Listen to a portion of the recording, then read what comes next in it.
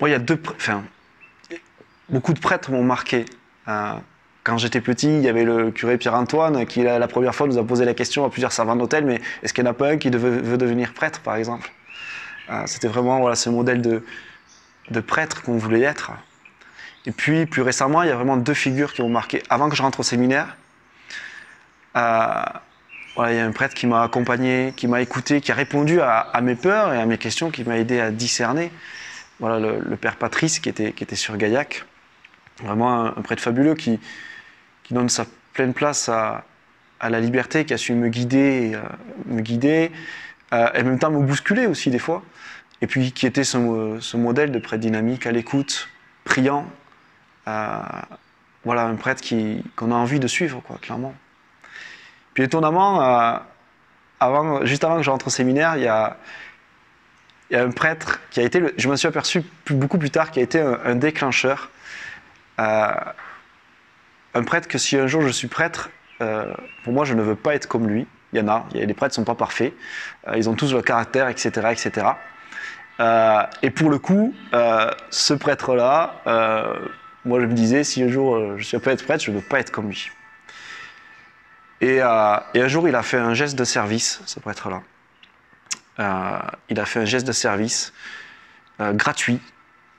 Il a tendu la main à quelqu'un gratuitement, etc. Quelque chose qui, moi, dans ma tête, était inimaginable venant de lui. Et ce jour-là, je me suis dit, si un jour je suis prêtre, je serai prêtre comme lui. Et là, ça m'a bouleversé. Je me dis, mais quelque chose de dingue, quelque chose de dingue, quoi. Ça veut dire, ce prêtre qui, pour toi, est purement subjectif, hein, mais qui, pour toi, tu ne veux pas être comme lui, mais le Seigneur, finalement, a fait que je vois ce geste. Et me dire, mais le Seigneur passe quand même à travers ces prêtres. Et le troisième figure de prêtre, c'était vraiment le père Bouvier, qui était prêtre à Aix-en-Provence, qui m'a accompagné lors de mon année de propédeutique, l'année de discernement, qui était un homme extraordinaire, vraiment, un prêtre tout donné. Vraiment, à tel point que dans les repas, je me rappelle, on guettait ses paroles, même les paroles où il plaisantait, etc., parce que il avait une telle vie de prière, une telle vie de foi, une telle vie dans l'esprit, quoi, que chacune de ses paroles était marquée de Dieu. Ouais, il y avait vraiment quelque chose de ça. Et c'est vraiment un prêtre qui disait, mais demain, je veux être prêtre comme lui, je veux vraiment être prêtre comme lui, quoi. Voilà, tellement donné, quoi. Mais il y en aurait plein d'autres après, enfin, tellement d'autres. C'est de la gratitude, quoi. De dire vraiment merci aux prêtres pour tout ce qu'ils m'ont donné, tout ce qu'ils donnent. Comme j'ai dit, ils ne sont pas parfaits, évidemment, ils ont tous leur caractère, ils ont tous tout ça, tout ça, tout ça. Mais la plupart sont donnés à Dieu en premier et à la communauté à laquelle ils sont. Et je crois que c'est le plus beau cadeau qu'ils peuvent nous faire, quoi.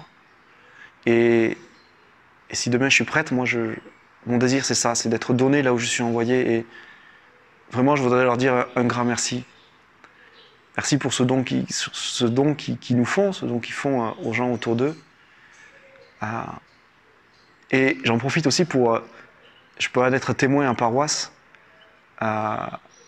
tous les gens qui soutiennent et qui les accompagnent, tous les gens qui invitent un prêtre gratuitement, juste pour se dire, voilà, peut-être il est fatigué, je prends soin de lui. Donc merci aux prêtres et merci à vous aussi qui soutenez vos prêtres, quoi, vraiment.